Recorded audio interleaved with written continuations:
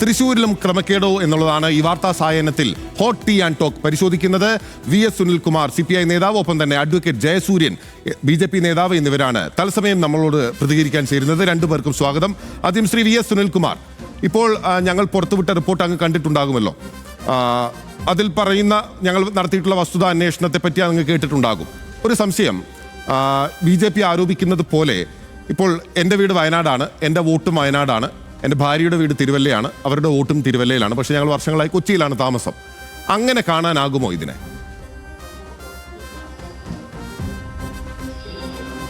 അല്ല, നമ്മുടെ ഇലക്ഷൻ നിയമത്തിൽ ഇത് പാർലമെൻറ്റിലാണെങ്കിലും അസംബ്ലി ആണെങ്കിലും അത് പഞ്ചായത്തി രാജ് നിയമപ്രകാരം ജില്ലാ പഞ്ചായത്ത് തിരഞ്ഞെടുപ്പാണെങ്കിലും ഗ്രാമപഞ്ചായത്ത് ആണെങ്കിലും ബ്ലോക്ക് പഞ്ചായത്ത് ആണെങ്കിലും എന്തിനാണ് നമ്മുടെ ഇലക്ഷൻ കമ്മീഷൻ അതിർത്തി നിശ്ചയിക്കുന്നത്? എന്തിനാണ്?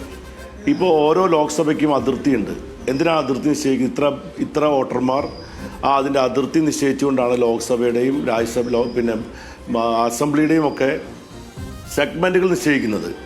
ആ അതിർത്തിയിൽ ഉൾപ്പെടുന്ന പ്രദേശത്ത് സ്ഥിരതാമസമായിരിക്കുന്ന ആളുകളാണ് അവരുടെ പ്രതിനിധിയെ തിരഞ്ഞെടുത്ത് പാർലമെൻറ്റിലേക്കാണെങ്കിലും നിയമസഭയിലേക്കാണെങ്കിലും അയക്കാനുള്ള അധികാരം അവർക്കാണ്.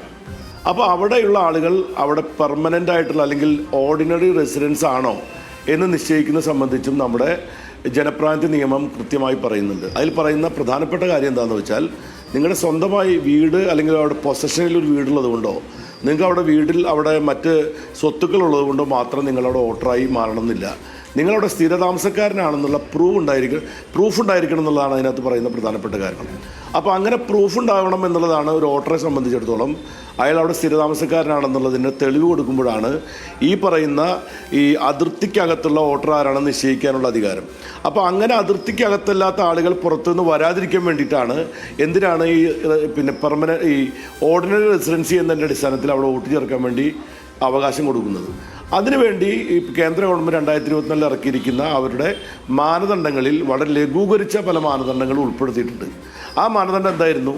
നിങ്ങളവിടെ താമസിക്കുന്നുണ്ടോ എന്ന് നോക്കാം. നിങ്ങളുടെ അഡ്രസ്സുള്ള ആധാർ കാർഡോ അല്ലെങ്കിൽ ലൈസൻസോ അല്ലെങ്കിൽ നിങ്ങളുടെ പിന്നെ പാസ്പോർട്ടോ അല്ലെങ്കിൽ നിങ്ങൾ ആ വീട്ടിൽ താമസിക്കുന്ന വീട്ടിലെ ഉടമസ്ഥൻ ആയിരിക്കും നിങ്ങളുടെ പേരിൽ വന്നിരിക്കുന്ന ഇലക്ട്രിസിറ്റി ബില്ലോ അല്ലെങ്കിൽ നിങ്ങളുടെ പേരിൽ അവിടെ കൊടുത്തിരിക്കുന്ന പിന്നെ മറ്റേതെങ്കിലും തരത്തിലുള്ള, അതായത് ഇപ്പോൾ ഗ്യാസ് കണക്ഷൻ്റെ ബില്ലോ കൊടുത്താൽ അത് ആധികാരികത അതിനകത്തുണ്ടെന്ന് നമുക്ക് വേണമെങ്കിൽ പറയാൻ വേണ്ടി കഴിയും.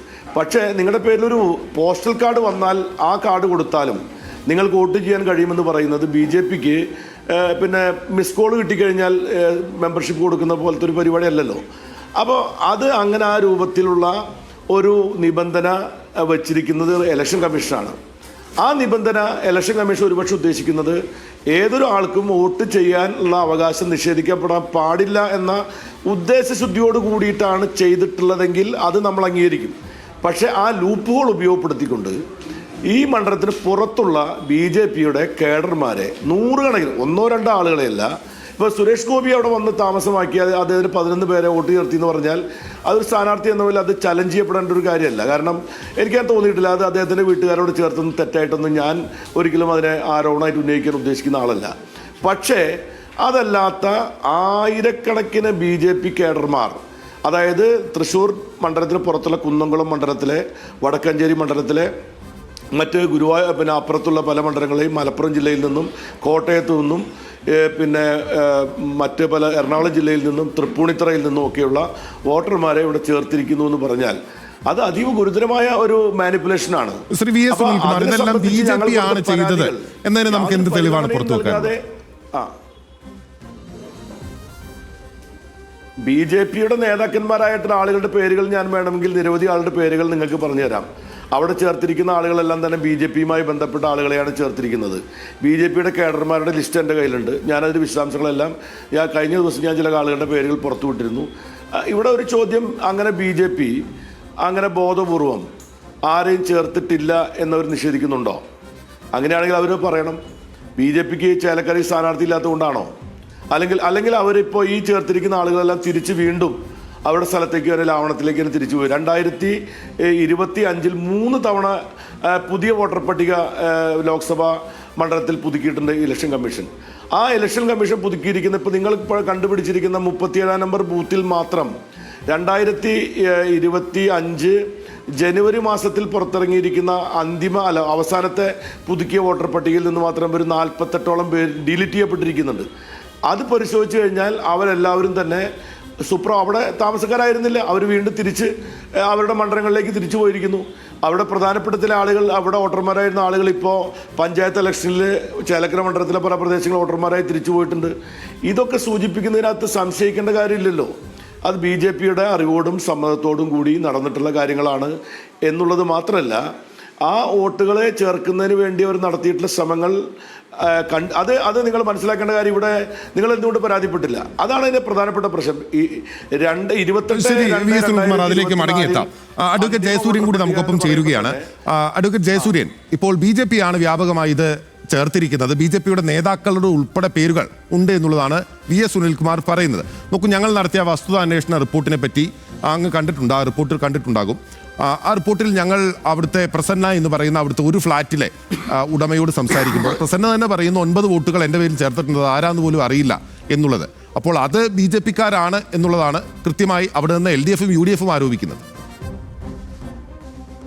ഈ ആരോപണം നടക്കുമ്പോൾ തന്നെ ഒരു വസ്തുത ഞാൻ ചൂണ്ടിക്കാണിക്കാം.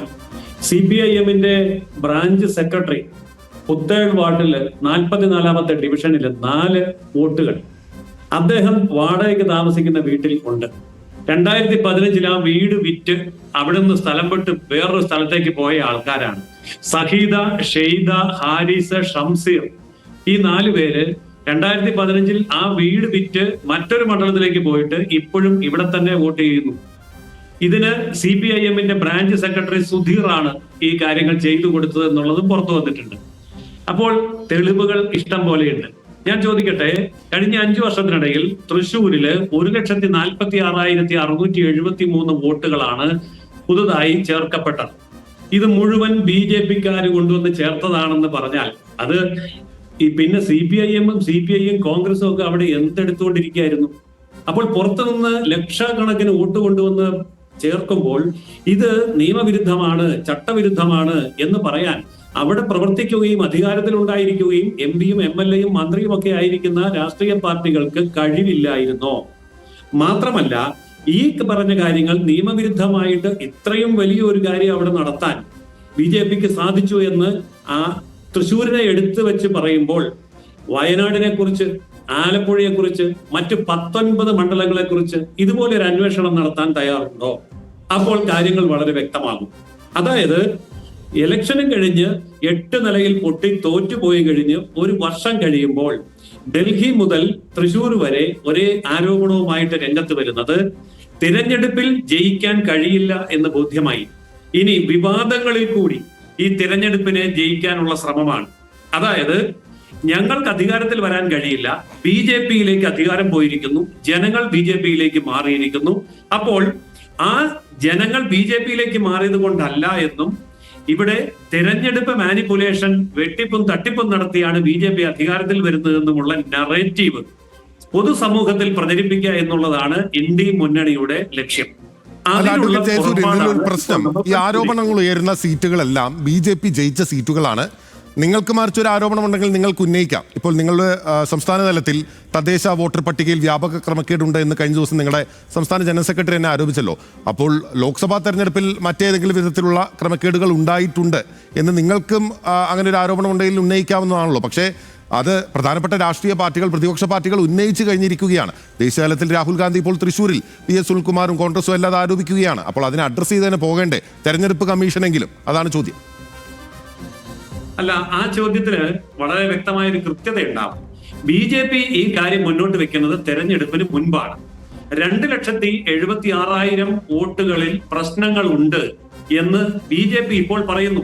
അതായത് ഈ വരാൻ പോകുന്ന പഞ്ചായത്ത് തെരഞ്ഞെടുപ്പിൽ 2.25 ലക്ഷത്തിലധികം വോട്ടുകളിൽ സംശയമുണ്ട്, പ്രശ്നമുണ്ട്, അന്വേഷിക്കണം എന്ന് BJP ആവശ്യപ്പെടുന്നത് ഇലക്ഷൻ കഴിഞ്ഞ് 1 വർഷം കഴിഞ്ഞല്ല, ഇലക്ഷന് മുമ്പാണ്.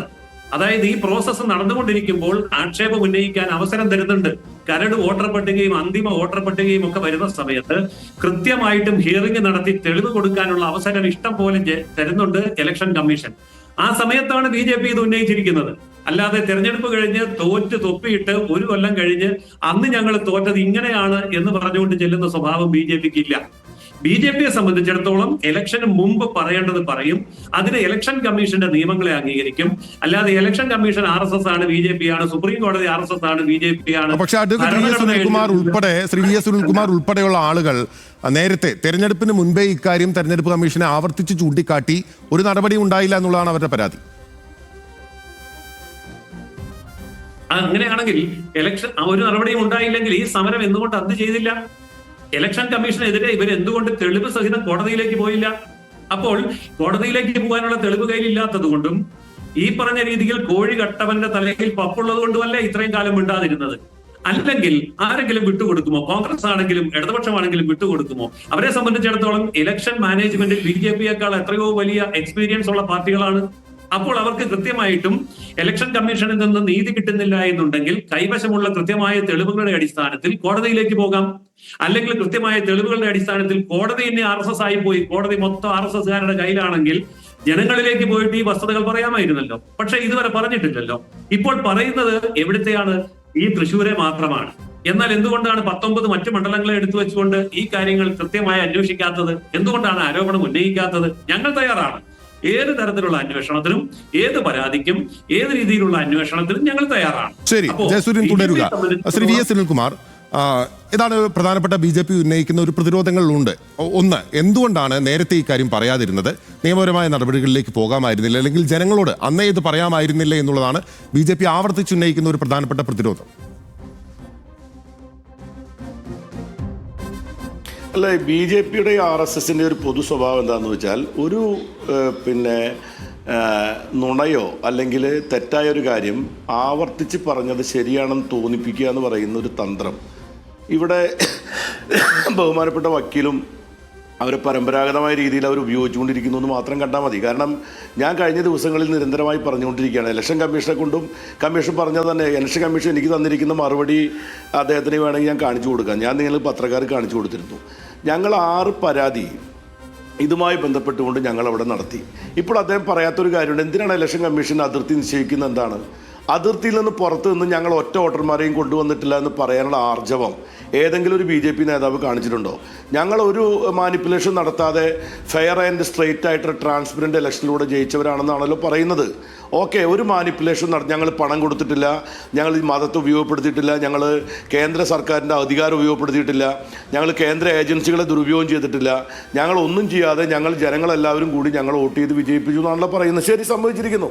ആ വിജയത്തെ ഞാൻ അംഗീകരിക്കുന്നു. അങ്ങനെ ഒരു മാനിപ്പുലേഷനും ഇല്ലാത്ത ഒരു ഗ്ലോറിയസ് വിക്ടറിയാണ് നടത്തിയെന്ന കാര്യത്തിൽ അവർക്ക് അങ്ങനെ അവകാശപ്പെടുന്നത്. ശ്രീ വി എസ് സുനിൽകുമാർ, ഈ ഘട്ടത്തിൽ ശ്രീ കെ സുരേന്ദ്രന്റെ ഒരു പോസ്റ്റ് ഇപ്പോൾ വന്നത് അങ്ങയുടെ ശ്രദ്ധയിൽപ്പെടുത്തുകയാണ്. അദ്ദേഹം പറയുന്നത്, ഒറ്റ മിനിറ്റ് അങ്ങ് പറഞ്ഞതിനുള്ള ഒരു അഡീഷൻ ആണ്. അതായത് തൊട്ടടുത്ത ആലത്തൂർ മണ്ഡലത്തിൽ 1 ലക്ഷത്തിലധികം വോട്ടാണ് BJPക്ക് അധികം ലഭിച്ചത്. പാലക്കാടും പൊന്നാനിയിലും ക്രമാതീതമായി വോട്ട് കൂട്ടുകയാണ് ചെയ്തത്. ഈ ആലത്തൂരിൽ നിന്ന് തൃശ്ശൂരിലേക്ക് കൂടുതൽ വോട്ട് ചേർത്തു എന്നുള്ളതാണല്ലോ അങ്ങ് ഉൾപ്പെടെയുള്ളവർ ആരോപിക്കുന്നത്.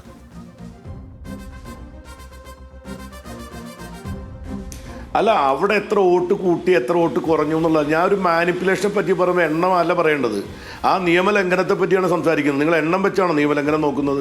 അവിടെ 10 എണ്ണം, ഇവിടെ 20 എണ്ണം നോക്കിയിട്ടാണ് നിയമലംഘനത്തിൻ്റെ ഗ്രാവിറ്റി.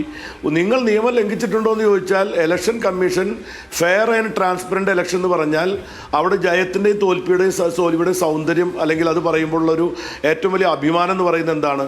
യാതൊരു തരത്തിലുള്ള ബാഹ്യ സമ്മർദ്ദങ്ങളും ഇല്ലാതെ, യാതൊരു തരത്തിലുമുള്ള ഇമ്പാർഷ്യലാത്ത ഇലക്ഷൻ്റെ ഭാഗമായി നടന്ന തെരഞ്ഞെടുപ്പാകുമ്പോൾ തോൽവിക്കും ജയത്തിനും ഒക്കെ അന്തസ്സുണ്ടായിരിക്കും. ഇവിടെ ഞാൻ പറയുന്ന ഒരു കാര്യം എന്താണെന്ന് വെച്ചാൽ, ഈ പരാജയത്തെയോ വിജയത്തെയോ ഞാൻ മോശമായിട്ട് കാണുന്ന ആളല്ല. ഇവിടുത്തെ പ്രശ്നം ഞാൻ പറഞ്ഞ നിയമപരമായ വിഷയമാണ്. ഇതിനിപ്പോൾ മറുപടി പറയേണ്ടത് BJPയുടെ വക്താവല്ല. ഞങ്ങൾ ചോദിക്കുന്ന ചോദ്യങ്ങൾക്ക് മറുപടി പറയേണ്ടത് ഇലക്ഷൻ കമ്മീഷനാണ്. ഇലക്ഷൻ കമ്മീഷനാണ് ഇവിടെ പ്രതികൂട്ടി നിൽക്കുന്നത്. കാരണം ഇവിടെ BJPയും കോൺഗ്രസും കമ്മ്യൂണിസ്റ്റ് പാർട്ടിയും ഒക്കെ മത്സരിക്കുന്ന ഇലക്ഷനിൽ ഗവൺമെൻറ് അല്ല ഇലക്ഷൻ നടത്തുന്നതാണ് നമ്മുടെ ധാരണ.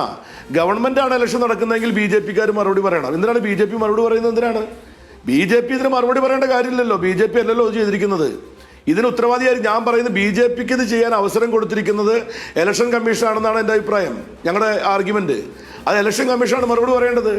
ഇവിടെ ഈ പറയുന്ന രീതിയിൽ പോസ്റ്റ് കാർഡ് കൊടുത്താൽ നിങ്ങൾക്ക് വോട്ട് കിട്ടും എന്ന് വരുന്നത് എങ്ങനെയാണ്? ഇലക്ഷൻ കമ്മീഷൻ പറഞ്ഞുകൊണ്ടല്ലേ. ആ ലൂപ്പ് ഹോൾ ഉപയോഗിച്ചവർ വരുമെന്ന് അവർക്ക് അറിയാമായിരുന്നില്ലേ? അദ്ദേഹം പറഞ്ഞല്ലോ, ഞങ്ങൾ ഈ പറയുന്ന 2024 ജനുവരി മാസം 28-ാം തീയതി പട്ടിക വന്നതിന് ശേഷം 4/4/2024 അന്തിമ പട്ടിക വരുന്നതിനിടയിലുള്ള പട്ടിക എന്ന് പറഞ്ഞാൽ ആ പട്ടിക പുറത്ത് വന്നു കഴിഞ്ഞാൽ പിന്നെ അപ്പീൽ കൊടുക്കാൻ കഴിയില്ല എന്നുള്ള കാര്യം വക്കീൽ ആദ്യം മനസ്സിലാക്കി വെക്കണം. ആ ടൈം സ്പാനിലാണ് വളരെ തന്ത്രപൂർവ്വം മറ്റ് മണ്ഡലങ്ങളിലെ BJP RSSന്റെ ആളുകളെ ബോധപൂർവം ഇങ്ങോട്ടേക്ക് അവർ മാറ്റിയിരിക്കുന്നത്. അപ്പോൾ അവരത് മാറ്റിയിരിക്കുന്നതിന് കാരണം ഒരു പലതരത്തിലുള്ള ഇത് വളരെ സ്ട്രെയിറ്റ് ആയിട്ടുള്ള രീതിയിലൊരു മത്സരത്തിന് വേണ്ടിയായിട്ടായിരുന്നെങ്കിൽ ഇവർക്ക് BJPക്ക് അവിടെ സ്ഥാനാർത്ഥി ഉണ്ടായിരുന്നില്ലേ? എന്താ BJPയുടെ അംഗങ്ങളൊക്കെ ഇവിടെ വന്നവർ വോട്ട് ചെയ്യേണ്ട കാര്യം എന്തായിരുന്നു? ഞാൻ എണ്ണി പറഞ്ഞു വരാം. ഞാൻ എൻ്റെ ലിസ്റ്റ് മുഴുവൻ ഞങ്ങളുടെ കയ്യിൽ വന്നുകൊണ്ടിരിക്കുകയാണ്. ഞങ്ങൾ പറയാം. പിന്നെ ഞങ്ങൾ ഹൈക്കോടതിയിൽ കേസുണ്ട് പിന്നെ വക്കീലെ. ഹൈക്കോടതിയിൽ 1/2024 പ്രകാരം എലക്ഷൻ പെറ്റീഷൻ ഇടതുപക്ഷ സ്ഥാനാർത്ഥിക്ക് വേണ്ടി അവിടെ കൊടുത്തിട്ടുണ്ട്. നിങ്ങൾ അറിയാണ്ടിരിക്കേണ്ട, നിങ്ങളുടെ സുരേഷ് ഗോപിയോട് ചോദിക്കണം. അദ്ദേഹത്തിന് നോട്ടീസ് അയച്ചിട്ടുണ്ട്. ആ നോട്ടീസ് അദ്ദേഹം മറുപടി കൊടുത്തു. എന്നിട്ടും കോടതി ഞങ്ങളുടെ തെളിവുകൾ വെച്ച് ഫയൽ സ്വീകരിച്ചു. അക്കാര്യത്തിൽ ഞങ്ങൾ ഉന്നയിക്കപ്പെട്ടിരിക്കുന്ന കാര്യങ്ങളിൽ ഈ പറയുന്ന കാര്യങ്ങൾ ഉൾപ്പെടുത്തുന്നതിനുള്ള പരിമിതി എന്താണെന്ന് വക്കീലായിരിക്കുന്ന ആൾക്കറിയാം. കാരണം 45 ദിവസത്തിനകത്ത് രാഹുൽ ഗാന്ധി വിചാരിച്ചിട്ട് പോലും ഈ ഒരു തെളിവുകൾ സോളിഡായി കൊണ്ടുവരാൻ വേണ്ടി 6 മാസം എടുക്കേണ്ടി വന്നു. ഈ പറയുന്ന മെറ്റീരിയൽ എവിഡൻസ് എന്ന് പറയുന്നത് ഇവരുടെ വോട്ടിൻ്റെ എണ്ണവും വെച്ച് നോക്കുമ്പോൾ അത് കൊടുക്കുന്നതിനുള്ള പരിമിതി 45 ദിവസത്തിൽ വരാത്തത് കൊണ്ടാണ് ഞങ്ങൾ ആ വിഷയം ഉൾപ്പെടുത്താതെയുള്ള മറ്റ് പല കാര്യങ്ങളും, ഞാനിവിടെ ചർച്ചയ്ക്ക് ഒരു കോടതിക്ക് മുമ്പിൽ നിൽക്കുന്ന കാര്യമായതുകൊണ്ട് പറയാൻ ഉദ്ദേശിക്കുന്നില്ല, പല കാര്യങ്ങളും വെച്ചുകൊണ്ട് നിങ്ങളുടെ ഈ വിജയവുമായി ബന്ധപ്പെട്ടുകൊണ്ട് നിങ്ങൾ കേസ് കൊടുത്തോ ചോദിച്ചല്ലോ. ഞങ്ങൾ കേസ് കൊടുത്തിട്ടുണ്ട്. അത് നിയമപരമായ പോരാട്ടത്തിൻ്റെ ഭാഗമാണ്. ആ പോരാട്ടത്തിൻ്റെ ഭാഗമായി അത് കൊടുത്തേ മതി. കാരണം നിങ്ങൾ ജയിച്ചു എന്നുള്ളത് കൊണ്ട്, ഞങ്ങൾ ജയിച്ചു എന്നുള്ളത് കൊണ്ട് നിങ്ങൾ തോറ്റു തൊപ്പിട്ടു എന്ന് പറയുകയും ഇത് സാധാരണ ഒരു ക്ലബിലെ പരിപാടിയല്ല. ഇത് രാജ്യത്തിൻ്റെ ജനാധിപത്യവുമായി ബന്ധപ്പെട്ടുകൊണ്ടുള്ള വളരെ നിർണായകമായ ഒരു കാര്യമാണ് തെരഞ്ഞെടുപ്പ് എന്ന് പറയുന്നത്. ആ തെരഞ്ഞെടുപ്പ് ജയവും തോൽവി എന്ന് പറയുന്ന തെരഞ്ഞെടുപ്പിൻ്റെ ഭാഗമാണ്. ആ തെരഞ്ഞെടുപ്പ് പ്രക്രിയയുടെ ഭാഗമാണ്. അത് മനസ്സിലാക്കാനുള്ള ഔന്നിത്യമൊക്കെ ഞങ്ങൾക്കുണ്ട്. പക്ഷേ നിങ്ങൾ പിന്നെ ഇലക്ഷൻ കമ്മീഷൻ RS ഇലക്ഷൻ കമ്മീഷനെ മുൻകാലങ്ങൾ തെരഞ്ഞെടുക്കുന്ന പോലെയാണ് ഇപ്പോൾ തെരഞ്ഞെടുക്കുന്നത്. നിങ്ങൾ മാറ്റിയില്ലേ? ഇലക്ഷൻ കമ്മീഷൻ തെരഞ്ഞെടുക്കുന്ന പാറ്റേൺ നിങ്ങൾ എന്തിനാണ് മാറ്റിയത്? നിങ്ങൾ ആരെയാണ് ഇലക്ഷൻ കമ്മീഷനെ വെക്കുന്നത്? ഇപ്പോൾ ഇലക്ഷൻ കമ്മീഷൻ എന്ന് പറയുന്ന TN ശേഷനെ പോലുള്ള ആളുകൾ ഇരുന്ന സ്ഥലത്ത് ഇപ്പോൾ നരേന്ദ്രമോദിയും ആഭ്യന്തരമന്ത്രിയായിരിക്കുന്ന അമിത്ഷായും കൂടി തീരുമാനിച്ചാൽ സുപ്രീം കോടതി ജഡ്ജിനെ മാറ്റി പ്രതിപക്ഷ നേതാവ് മാറി. ഇപ്പോൾ പ്രതിപക്ഷ നേതാവ് ഉണ്ടെങ്കിൽ പോലും 2 പേർ തീരുമാനിച്ചാൽ ഗവൺമെന്റ് തീരുമാനിക്കുന്ന വ്യക്തി അവിടെ പിന്നെ ഇലക്ഷൻ കമ്മീഷനായിട്ട് വരുമെന്ന നിലയിലേക്ക് വന്ന് ഈ അടുത്ത കാലത്തല്ലേ? എന്തിനു വേണ്ടിയിട്ടാണ് ഇലക്ഷൻ കമ്മീഷൻ ഇങ്ങനെ ഒരു ഈ പറയുന്ന ജനപ്രാതിനിധ്യ നിയമത്തിൽ പറയുന്ന പിന്നെ സ്ഥിരം താമസക്കാരൻ എന്ന് പറയുന്ന ആ പറയുന്ന കാര്യത്തിൽ വെള്ളം ചേർത്തത് എന്തിനു വേണ്ടിയിട്ടായിരുന്നു? ആ വെള്ളം ജയസൂര്യൻ, ഒരുപാട് കാര്യങ്ങളിൽ മാറ്റം വന്നിട്ടുണ്ട്. തെരഞ്ഞെടുപ്പ് കമ്മീഷനെ തീരുമാനിക്കുന്ന കാര്യത്തിൽ സുപ്രീം കോടതി എന്താണ് അങ്ങ് പറയാനുണ്ടോ? അല്ല, ഞാൻ പറയുന്നത് ഇപ്പൊ പഞ്ചായത്ത് ഇലക്ഷനിൽ വോട്ട് ചേർക്കുന്നത് എങ്ങനെയാണ്? പഞ്ചായത്ത് ഇലക്ഷൻ നിങ്ങൾക്ക് വോട്ട് കിട്ടണമെങ്കിൽ നിങ്ങൾ അപേക്ഷ കൊടുക്കണം. അപേക്ഷ കൊടുത്തു കഴിഞ്ഞാൽ നിങ്ങളുടെ ഹിയറിങ്ങിന് വിളിക്കും. അവിടെ നിങ്ങൾ ഹാജരാകണം, നേരിട്ട് ഹാജരാകണം. നേരിട്ട് ഹാജരായിട്ട് നിങ്ങൾ അവിടെ തന്നെ താമസിക്കുന്ന നിങ്ങളുടെ അലികയിൽ തന്നെ താമസിക്കുന്ന ആളാണോ എന്ന് കൃത്യമായ തെളിവ് നിങ്ങൾ അവിടെ നിരത്തിയാലേ നിങ്ങൾക്ക് അവിടെ വോട്ട് ചേർക്കാൻ കഴിയുള്ളൂ. പിന്നെ 2024 ജനുവരി മാസം 1-ാം തീയതി 18 വയസ്സായ എത്ര ആളുകൾ BJP ചേർത്തിട്ടുണ്ട്? ഞാൻ 100 കണക്കിന് ആളുകളെ പറഞ്ഞു വരാം. 50, 60, 70 വയസ്സുള്ള ആളുകളെ നിങ്ങൾ എന്തിനാണ് ചേർത്തുന്നത്? എന്തിനാണ്? അതാണ് രാഹുൽ ഗാന്ധി പറഞ്ഞത്. അപ്പോൾ നിങ്ങൾ ഇവിടെ തെരഞ്ഞെടുപ്പുമായി ബന്ധപ്പെട്ടുകൊണ്ട് ഇലക്ഷൻ കമ്മീഷൻ പറയുന്ന അതിർത്തികളും വോട്ടുമായി ബന്ധപ്പെട്ടുകൊണ്ട് നിയമപ്രകാരം നടക്കുന്ന ഇലക്ഷനാണെന്നും അങ്ങനെയാണ് നടക്കുന്ന ഉറപ്പുവരുത്താൻ ഇലക്ഷൻ കമ്മീഷനും അതും ആ രീതിയിൽ തന്നെ പ്രവർത്തിക്കുകയുള്ളൂ എന്ന് പറഞ്ഞ് BJPയും കോൺഗ്രസ് LDF ഒക്കെ കൂടി ചേർന്ന് വളരെ എത്തിക്കലായി നടത്തിക്കൊണ്ടിരുന്ന ഒരു തെരഞ്ഞെടുപ്പ് പ്രക്രിയയുടെ ഭാഗമായി വിജയിച്ചു എന്നുണ്ടെങ്കിൽ നമുക്ക് വിജയത്തെയും പരാജയത്തെയും മഹനീയമായ എന്നൊക്കെ പറയാൻ പറ്റും.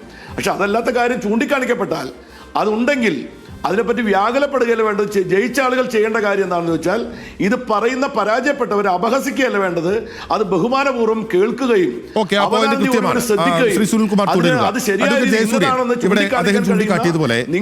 ഒരുപാട് പ്രധാനപ്പെട്ട പോയിന്റുകളുണ്ട്. ഒന്ന്, ഇതിൽ ഏറ്റവും പ്രധാനപ്പെട്ട കാര്യങ്ങളൊന്ന് ഇലക്ഷൻ കമ്മീഷന്റെ നിയമനവുമായി ബന്ധപ്പെട്ട കാര്യമാണ്. അതിന് പകരം തോറ്റവരെ അപഹസിക്കുകയല്ല ചെയ്യുന്നത്. അങ്ങയിലേക്ക് വരാം. അഡ്വക്കേറ്റ് ജയസൂര്യൻ, ഈ ഇലക്ഷൻ കമ്മീഷന്റെ നിയമനവുമായി ബന്ധപ്പെട്ടുകൊണ്ട് സുപ്രീം കോടതി ചീഫ് ജസ്റ്റിസിനെ എടുത്തു മാറ്റി. അവിടെ ആഭ്യന്തരമന്ത്രി വന്നു. അതിലൂടെ 3-1 ഭൂരിപക്ഷം വന്നു കഴിഞ്ഞാൽ അല്ലെങ്കിൽ 2 പേരുടെ വോട്ടുണ്ടെങ്കിൽ ഇലക്ഷൻ കമ്മീഷനെ അല്ലെങ്കിൽ കമ്മീഷണറെ, മുഖ്യ തെരഞ്ഞെടുപ്പ് കമ്മീഷണറെ നിയമിക്കാം എന്നുള്ള ക്ലോസ് അവിടെ വന്നു. അത് ഈ സർക്കാരിൻ്റെ കാലത്ത് വന്നിട്ടുള്ളതാണ്. മാത്രമല്ല, ഇപ്പോൾ രാഹുൽ ഗാന്ധി ദേശീയ തലത്തിൽ ചൂണ്ടിക്കാട്ടി, ഇപ്പോൾ സുനിൽകുമാർ ആവർത്തിച്ചിട്ടുള്ള അല്ലെങ്കിൽ അദ്ദേഹം ചൂണ്ടിക്കാട്ടുന്ന കാര്യങ്ങളുണ്ട്. ഈ തെരഞ്ഞെടുപ്പിലെ CCTV ദൃശ്യങ്ങൾ അത് നൽകാത്തത്, ഡിജിറ്റൽ റോളുകൾ നൽകാത്തത്, ഹാർഡ് കോപ്പികൾ മാത്രം നൽകുന്നത്, കൊടുത്ത ഹാർഡ് കോപ്പികളിൽ തന്നെ അല്ലെങ്കിൽ അതിൽ സത്യവാങ്മൂലം വേണമെന്ന് തെരഞ്ഞെടുപ്പ് കമ്മീഷൻ വീണ്ടും ആവശ്യപ്പെടുന്ന ഒരു പശ്ചാത്തലം, ഇതിലെല്ലാം ആകെ കൂടി ഒരു സുതാര്യതയില്ലായ്മയില്ലേ? ഇലക്ഷൻ കമ്മീഷന്റെ വിശ്വാസ്യത യഥാർത്ഥത്തിൽ നഷ്ടപ്പെട്ടില്ലേ? ഇലക്ഷൻ കമ്മീഷന്റെ വിശ്വാസ്യതയും സുതാര്യതയും കൃത്യമായി തെളിയിച്ചുകൊണ്ട് തന്നെയാണ് ഇലക്ഷൻ കമ്മീഷൻ മുന്നോട്ട് പോകുന്നത്. ശ്രീ രാജീവ് ഗാന്ധി ഉന്നയിച്ച എല്ലാ കാര്യങ്ങളെ സംബന്ധിച്ചും ഇലക്ഷൻ കമ്മീഷൻ പറഞ്ഞ മറുപടി എന്താണ്? രാജീവ് ഗാന്ധി പറയുന്ന ആരോപണങ്ങൾ ആത്മാർത്ഥതയോടുകൂടിയുള്ളതാണ് എങ്കിൽ രാഹുൽ ഗാന്ധി ചെയ്യേണ്ടത്, രാഹുൽ ഗാന്ധി ഈ കാര്യം ഇലക്ഷൻ കമ്മീഷന്റെ മുമ്പാകെ തന്നെ എഴുതി കൊടുക്കണം. അതിൻ്റെതായ നിയമം ഇവിടെ ഉണ്ട്, അവകാശം ഇവിടെ ഉണ്ട്.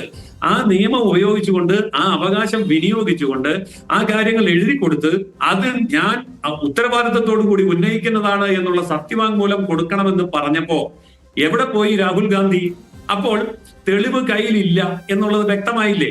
അപ്പോൾ കേവലം ആരോപണം ഉന്നയിച്ചുകൊണ്ട് ഇവിടുത്തെ ഇലക്ഷൻ സംവിധാനത്തെയും ഇവിടുത്തെ സുപ്രീം കോടതിയെയും ഇവിടുത്തെ ഭരണഘടനയെയും മുഴുവൻ അസ്ഥിരപ്പെടുത്താൻ വേണ്ടി എനിക്കും ഞങ്ങളുടെ കുടുംബത്തിനും പ്രധാനമന്ത്രി സ്ഥാനം കിട്ടിയില്ല എങ്കിൽ ഇന്ത്യ എന്ന രാജ്യം തന്നെ ഇവിടെ ആവശ്യമില്ല എന്നുള്ള രീതിയിലുള്ള വിനാശകരമായിട്ടുള്ള പ്രവർത്തനം, അതാണ് ഇന്ന് പ്രതിപക്ഷം ഇവിടെ ചെയ്തുകൊണ്ടിരിക്കുന്നത്. ആ കോൺഗ്രസിനും ആ രാഹുൽ ഗാന്ധിക്കുമാണ് NDA സഖ്യത്തിലെ ഘടകകക്ഷികൾ പിന്തുണ കൊടുത്തുകൊണ്ടിരിക്കുന്നത്. അതാണ് ഏറ്റവും ഗൗരവമുള്ള വിഷയം. എന്ത് കാര്യമാണ് രാഹുൽ ഗാന്ധി പറഞ്ഞതിന്റെ തെളിവ് എന്ന് ചോദിച്ചപ്പോൾ ഒരൊറ്റ തെളിവ് പോലും മുന്നോട്ട് വെക്കാൻ രാഹുൽ ഗാന്ധിക്ക് കഴിഞ്ഞില്ല എന്നുള്ളത് നമ്മൾ കണ്ടതല്ലേ? ഇരട്ട വോട്ടിന്റെ കാര്യത്തിൽ ഈ സംസ്ഥാനത്ത് എല്ലാ വോട്ടുണ്ട് എന്ന് പറഞ്ഞുകൊണ്ട് ആൾക്കാരുടെ പേര് എണ്ണി രാഹുൽ ഗാന്ധി പറഞ്ഞപ്പോൾ എണ്ണി തന്നെ മറുപടി കൊടുത്തില്ലേ ഇവിടുത്തെ ഇലക്ഷൻ കമ്മീഷൻ? കൃത്യമായിട്ട് തെളിയിച്ചില്ലേ? പച്ച കള്ളമാണ് രാഹുൽ ഗാന്ധി പറയുന്നത് എന്ന്. അല്ല, ഇലക്ഷൻ കമ്മീഷൻ തന്നെ കൊടുത്തിട്ടുള്ള ഹാർഡ് കോപ്പികളിൽ നിന്നാണ് ഇത് കണ്ടെത്തിയെന്നാണ് കോൺഗ്രസ് പറയുന്നത്. ആയിക്കോട്ടെ, എവിടുന്ന് കണ്ടെത്തിയെന്ന് പറഞ്ഞോട്ടെ. അത് എഴുതി കൊടുക്കാനും അന്വേഷണം ആവശ്യപ്പെടാനും തയ്യാറുണ്ടോ എന്ന് ചോദിച്ചപ്പോൾ എഴുതി കൊടുക്കാൻ എന്താ വിറച്ചു പോയത്? അല്ല, അദ്ദേഹം പറഞ്ഞില്ലേ എന്റെ സത്യവാങ്മൂലം ഞാൻ ജനങ്ങളോട് പറഞ്ഞതാണ്, ഞാൻ രാജ്യത്തെ പ്രതിപക്ഷ നേതാവാണെന്ന് പറഞ്ഞില്ലേ അദ്ദേഹം? ആര് പറിച്ച്? അതിനാണ് ഞങ്ങൾ പപ്പുമോൻ വിഡ്ഢി എന്നൊക്കെ വിളിക്കുന്നത്. അതായത് ഈ രാജ്യത്ത് രാഹുൽ ഗാന്ധിക്കെതിരെ കേസെടുത്ത് അദ്ദേഹത്തെ ജയിലിലടക്കണം. അല്ലതേ രാഹുൽ ഗാന്ധിക്ക് ഈ രാജ്യത്തെ ഈ നിയമങ്ങൾ രാഹുൽ ഗാന്ധിക്ക് ബാധകമാണ്. അല്ലാതെ ഞാൻ പാർലമെന്റ് സത്യപ്രതിജ്ഞ ചെയ്തതുകൊണ്ട് വേറൊരിടത്ത് ഒന്നും ചെയ്യേണ്ട കാര്യമില്ല എന്ന് പറയുന്നത് എന്തു വലിയ വിഡ്ഢിത്തമാണ്. ഒരു പ്രതിപക്ഷ നേതാവാണ് ഇയാളെന്ന് പറയാൻ നാണമാകുകയല്ലേ? ഈ രാജ്യത്തെ നിയമത്തെ അംഗീകരിക്കാത്തത് ഇയാളെന്താ രാജാവ്? അല്ല, അഡ്വക്കേറ്റ് ജയസൂര്യൻ, സുനിൽകുമാർ ചോദിച്ചത് കേട്ടിട്ടുണ്ടാകുമല്ലോ, രാഹുൽ ഗാന്ധിക്കെതിരെ കേസെടുക്കാമല്ലോ അങ്ങനെയാണെങ്കിൽ? കേസെടുക്കുമെന്ന് പറഞ്ഞു കഴിഞ്ഞല്ലോ. അതായത് ഇലക്ഷൻ കമ്മീഷൻ വ്യക്തമാക്കി കഴിഞ്ഞല്ലോ, ഈ രീതിയിൽ പോയാൽ കേസെടുക്കുമെന്ന് പറഞ്ഞു. ആ രാഹുൽ ഗാന്ധിയോടല്ലേ ഇന്ത്യൻ സുപ്രീം കോടതി ചോദിച്ചത്, നിങ്ങൾ ഇന്ത്യൻ പൗരനാണോ എന്ന് ചോദിച്ചില്ലേ? അത് തന്നെയാണ് പറഞ്ഞത്. സുപ്രീം കോടതി വ്യക്തമായി പറഞ്ഞല്ലോ, നിങ്ങൾ ഇനി ഇതുപോലെയുള്ള വിഡ്ഢിത്തങ്ങളും മണ്ടത്തരങ്ങളും ആവർത്തിച്ചാൽ കേസെടുക്കുമെന്ന് സുപ്രീം കോടതി പറഞ്ഞല്ലോ. ആ സുപ്രീം കോടതി പറഞ്ഞതിന്റെ പിന്നാലെ നിയമ നടപടികൾ വരും, ഒരു സംശയവുമില്ല. ഞാൻ ഒന്നുകൂടെ പറയാം, ആ നിയമ നടപടി വരുമെന്നും രാഹുൽ ഗാന്ധി അകത്തു പോകുമെന്ന് അറിയാവുന്നത് കൊണ്ടാണ് ഇപ്പൊ ഈ ബഹളം കൂട്ടുന്നത്. കണ്ടോ, ഗവൺമെന്റിനെ എതിർത്തപ്പോ എന്നെ പിടിച്ച് അകത്തിട്ടു എന്ന് നാളെ ബഹളം കൂട്ടാൻ വേണ്ടിയാണ്. എത്രയോ കേസുകളാണ് വന്നിരിക്കുന്നത്. ആ കേസുകളുടെ മുഴുവൻ മുമ്പിൽ ഒരു തെളിവുമില്ലാതെയാണ് അദ്ദേഹത്തിന്റെ കുടുംബാംഗങ്ങളും അദ്ദേഹത്തിന്റെ സഹോദരിയും സഹോദരന്റെ ഭർത്താവ് അളിയനും അദ്ദേഹത്തിന്റെ അമ്മയും എല്ലാം നിൽക്കുന്നത് ജാമ്യമെടുത്ത ക്രിമിനൽ കേസിലെ പ്രതികളായിട്ടാണ്. നാളെ ഇതിന്റെയൊക്കെ പേരിൽ ഇവർ അകത്തേക്ക് പോകുമെന്ന് ഉറപ്പായപ്പോ ഞങ്ങളെ പിടിച്ച് അകത്തിടുന്നത് ഇതിന്റെ പേരിലൊന്നും അല്ല കേട്ടോ. ഞങ്ങൾ ജനാധിപത്യത്തിനെ സംരക്ഷിച്ചത് കൊണ്ടാണ്, തെരഞ്ഞെടുപ്പിനെ ചോദ്യം ചെയ്തുകൊണ്ടാണത് വരുത്തി തീർക്കാൻ ഉള്ള പുകമറയാണ് ഇപ്പൊ സൃഷ്ടിച്ചുകൊണ്ടിരിക്കുന്നത്. അല്ലെങ്കിൽ നിയമപരമായിട്ട് മുന്നോട്ട് നീങ്ങാൻ തയ്യാറാകണം. അല്ലാതെ നിയമപരമായ രീതിയിൽ മുന്നോട്ട് പോകും. അവിടുത്തെ കോൺഗ്രസ് സർക്കാർ ഇക്കാര്യത്തിൽ വിശദീകരണം തേടിയിട്ടുണ്ട് എന്നീ കാര്യങ്ങളെല്ലാം തന്നെ പുറത്തു വന്നു. അഡ്വക്കേറ്റ് വി എസ് സുനിൽകുമാർ നേരത്തെ ഹൈക്കോടതിയിൽ നടക്കുന്ന കേസിനെ പറ്റി ചൂണ്ടിക്കാട്ടിയതാണ് അങ്ങയോട്. ചോദ്യം എന്നോടാണോ? അതെ, അങ്ങയോട് ചൂണ്ടിക്കാട്ടിയിരുന്നു. എസ് സുനിൽകുമാർ പറഞ്ഞിരുന്നു അതിൽ ഹൈക്കോടതിയിൽ കേസ് കൊടുത്തിട്ടുണ്ട്, സുരേഷ് ഗോപി വിശദീകരണം നൽകിയിട്ടുണ്ട്, കേസ് ഫയലിൽ സ്വീകരിച്ചിട്ടുണ്ട്. ആ കാര്യങ്ങളെല്ലാം തന്നെ നടക്കുന്നുണ്ട് സമാന്തരമായി. നടക്കട്ടെ, തീർച്ചയായിട്ടും ഞങ്ങൾ അതിനെ അംഗീകരിക്കും. ആ ഹൈക്കോടതിയും അല്ലെങ്കിൽ സുപ്രീം കോടതിയും ഏത് കോടതിയും എന്ത് വിധി പ്രഖ്യാപിച്ചാലും ഞങ്ങൾ കോടതിയെ കുറ്റപ്പെടുത്തുകയില്ല. ഞങ്ങൾ കോടതിയെ സംഘി RSS BJP അല്ലെങ്കിൽ കമ്മ്യൂണിസ്റ്റ് കോൺഗ്രസ് ഒന്നും വിളിക്കില്ല. ഇന്ത്യയിലെ ഏത് കോടതി ഏത് വിധി പ്രഖ്യാപിച്ചാലും അതിനെ 100% അംഗീകരിക്കാൻ BJP എല്ലാ കാലത്തും തയ്യാറാണ്. ശ്രീ VS സുനിൽകുമാർ, കേസ് നടക്കട്ടെ എന്നാണ് അവർ പറയുന്നത്. അല്ല അത് കേസ് പിന്നെ നടക്കാതെ പിന്നെ നടക്കുമല്ലോ. നമ്മളിപ്പോൾ കേസും ഇതുപോലെ തന്നെയാണല്ലോ. കോടതി എന്താണ് പറയുന്നത് ഞങ്ങൾക്കും ബാധകമാണ്. അതിപ്പോൾ നമുക്ക് അത് പിന്നെ ജയസൂര്യ വക്കീലിന് അറിയാലോ. കോടതിയിൽ എന്ത് വന്നാലും കേസ് വിധി വന്നാൽ ആ വിധി എല്ലാവരും അംഗീകരിക്കല്ലാതെ പിന്നെ വേറെ മാർഗമില്ല. പിന്നെ ഞാൻ അദ്ദേഹത്തോട് പറയുന്നത് നമ്മൾ ഈ സംഘീയ മീറ്റിംഗിൽ പ്രസംഗിക്കുന്ന പോലെയല്ല മറുപടി പറയുന്നത്. ഇത് ജനാധിപത്യപരമായ ചില വളരെ പ്രധാനപ്പെട്ട വിഷയമാണ്. ഞാൻ അങ്ങയിൽ നിന്ന് പ്രതീക്ഷിക്കുന്നത് അതല്ല. ഞാൻ പറഞ്ഞൊരു കാര്യം, ഞാനൊരു ജെന്യൂനായൊരു ചോദ്യം ഞാൻ ജെന്യൂനായൊരു കാര്യം അദ്ദേഹത്തോട് ചോദിച്ചു. ഈ ഇലക്ഷൻ കമ്മീഷന്റെ പിന്നെ നിങ്ങൾ തൃശ്ശൂരിന് പുറത്തു നിന്ന് ആളുകൾ കൊണ്ടുവന്നിട്ടുണ്ടോ എന്ന് ചോദിച്ചു. നിങ്ങൾ മിണ്ടിയില്ലല്ലോ. തൃശ്ശൂരിന് പുറത്ത് ഞാൻ ആരും കൊണ്ടുവന്നിട്ടില്ല, ഞങ്ങൾ ആരും ചേർത്തിട്ടില്ല. ഞങ്ങൾ ഇവിടുത്തെ അതിർത്തിയിൽപ്പെട്ട ആളുകൾ, ഞാൻ സുരേഷ് ഗോപി ചെന്നിട്ടുണ്ട്, അങ്ങനെയുള്ള ആളുകളെ ഒഴികെ ഞങ്ങൾ വേറെ ഒരാളെയും ഞങ്ങൾക്ക് തൃശ്ശൂർ മണ്ഡലത്തിൽ നിന്ന് പുറത്തുനിന്ന് ആരെയും കൊണ്ടുവന്ന് BJP ചേർത്തിട്ടില്ല എന്ന് ഉറപ്പിച്ചും തറപ്പിച്ചും പറയാൻ BJPക്കാർക്ക് ഇപ്പോഴും പറ്റിയിട്ടില്ല. ഇനി അവർ പറയുമെന്ന് എനിക്കറിയില്ല. എന്തായാലും പറയുന്നുണ്ടെങ്കിൽ അത് പച്ചക്കള്ളമാണ്. അത് പറയുന്നത് അദ്ദേഹം പറഞ്ഞിട്ടില്ല. ഇലക്ഷൻ കമ്മീഷൻ്റെ പിന്നെ ഈ ഇലക്ഷൻ കമ്മീഷൻ നിശ്ചയിക്കുന്നതിൽ ഇതുവരെ ഉണ്ടായിരുന്ന സുപ്രീം കോടതി ജഡ്ജിനെ മാറ്റിയിട്ട് നിങ്ങൾ വെച്ചത് ആരെയാണ്? നിങ്ങളുടെ സംസ്ഥാന അഖിലേന്ത്യാ നേതാവും RSSന്റെയും BJP നേതാവായിട്ടുള്ള അമിത്ഷാ എന്ന് പറയുന്ന ആഭ്യന്തരമന്ത്രിയെ നിങ്ങൾ അവിടെ വെച്ചു. എന്തിനു വേണ്ടിയിട്ടാണ് വെച്ചത്? നിങ്ങൾ ഇലക്ഷൻ കമ്മീഷൻ സുതാര്യമായി സത്യസന്ധമായി ഇംപാർഷ്യലായി പ്രവർത്തിക്കണമെന്ന് നിങ്ങൾക്ക് ആഗ്രഹം ഉണ്ടെങ്കിൽ, നിങ്ങളിപ്പോൾ പറയുന്നുണ്ടല്ലോ, ആഗ്രഹം ഉണ്ടെങ്കിൽ നിങ്ങൾ എന്ത് ചെയ്യണം? നിങ്ങൾ ചെയ്യേണ്ടിരുന്ന സുതാര്യമായ രീതിയിൽ ചെയ്യേണ്ട. അതിന് പകരം നിങ്ങളുടെ പൊളിറ്റിക്കൽ അപ്പോയിൻമെൻറ്റിന് ഉതകുന്ന തരത്തിൽ നിങ്ങൾ ആളുകളും സുപ്രീം കോടതി ജഡ്ജിനെ മാറ്റി നിങ്ങൾ ആഭ്യന്തരമന്ത്രിയെ വെച്ച് എന്തിനു വേണ്ടിയിട്ടാണ്? ഇപ്പോൾ രാഹുൽ ഗാന്ധിയെ പറ്റി നിങ്ങൾ പറഞ്ഞു. രാഹുൽ ഗാന്ധി കൊടുത്തിരിക്കുന്ന തെളിവുകൾ, ഈ ഇലക്ഷൻ കമ്മീഷൻ എന്ന് പറയുന്ന കമ്മീഷൻ എന്തിരിക്കുന്നതാണ്? ഇലക്ഷൻ കമ്മീഷന് ചങ്കൂറ്റമുണ്ടെങ്കിൽ എന്ത് ചെയ്യണം? നോട്ടീസ് അയക്കൽ ചെയ്യേണ്ടത്. അദ്ദേഹത്തിന് വാറണ്ട് അയക്കണ്ടായിരുന്നില്ലേ? കേസെടുക്കായിരുന്നില്ലേ? എന്താ കേസെടുക്കാത്ത? എന്താ? പിന്നെ നിങ്ങളിപ്പോൾ ഒരു കാര്യം കൂടി ചോദിക്കട്ടെ. നിങ്ങൾ 2014 മുമ്പ് നിങ്ങൾ ഒരു മിനിറ്റ് 2014 മുമ്പ് ഒരു ബാലറ്റുമായി ബന്ധപ്പെട്ടൊരു പരാതി കൊടുക്കണമെങ്കിൽ ഒരു ബൂത്തിൽ ഒരു പരാതി 2 രൂപ അടച്ചാൽ മാത്രം മതിയായിരുന്നു. ഇപ്പം എത്രയാണ്? നിങ്ങൾ EVM-മായി ബന്ധപ്പെട്ടൊരു പരാതി ഉയർന്നു വന്നാൽ നിങ്ങൾ അതുപോലെ ഒരു ഡിക്ലറേഷൻ കൊടുക്കണം. സത്യവാങ്മൂലം എന്താണ്? നിങ്ങൾ കൊടുക്കുന്ന പരാതിയിൽ തെറ്റുണ്ടെങ്കിൽ നിങ്ങൾ അറസ്റ്റ് ചെയ്ത് ജയിലിൽ വെക്കും. ഒന്ന്, നിങ്ങൾ അടയ്ക്കേണ്ടത്ര 12,000 രൂപയും പിന്നെ GST അടയ്ക്കണം. അവിടെ കെട്ടിവെച്ചാൽ മാത്രമേ EVM-നെ പറ്റി നിങ്ങൾക്കൊരു ആരോപണം ഉന്നയിക്കാൻ കഴിയുള്ളൂ എന്ന് പറയുന്ന സാധാരണക്കാരായ ഒരു വ്യക്തികൾക്ക് പരാതി കൊടുക്കാൻ പറ്റാത്ത വിധത്തിൽ അങ്ങനെ ഒരു നിബന്ധന വെച്ചുകൊണ്ടാണ് 2024 ഇലക്ഷനിൽ നിങ്ങൾ മുമ്പോട്ട് വന്നത്. എന്നാൽ മറന്നു പോകുന്നത് എന്താ? ഇപ്പം നിങ്ങൾ ചെയ്യുന്നത് എന്താ? പരാതി കൊടുത്തവർക്കെതിരെ നിങ്ങൾ കേസ് വരും. അതുകൊണ്ട് നിങ്ങൾ എന്ത് ചെയ്യണം? പരാതി കൊടുക്കുന്നത് സൂക്ഷിച്ചോ, നിങ്ങൾ ജയിലിലടക്കേണ്ടി വരും. ജയിലിലടക്കേണ്ടി വന്നാലും ശരി, ജയിൽ പോകേണ്ടി വന്നാലും ശരി, അത് മുന്നോട്ട് പോകാനാണ് തന്നെയാണ് തീരുമാനം ഇവിടുത്തെ പ്രതിപക്ഷ പാർട്ടികളുടെ. അവിടെ ഡൽഹിയിൽ നടന്നിരിക്കുന്ന പ്രകടനത്തെ നിങ്ങൾ ചെറുതായി കാണരുത്. ഇത് ജനാധിപത്യ സംവിധാനമാണ്. ജനാധിപത്യ സംവിധാനത്തിൽ നിങ്ങൾ എല്ലാവരും ജയിലിലടയ്ക്കും, കേസെടുക്കുമെന്ന് പറയലല്ല ജനാധിപത്യം.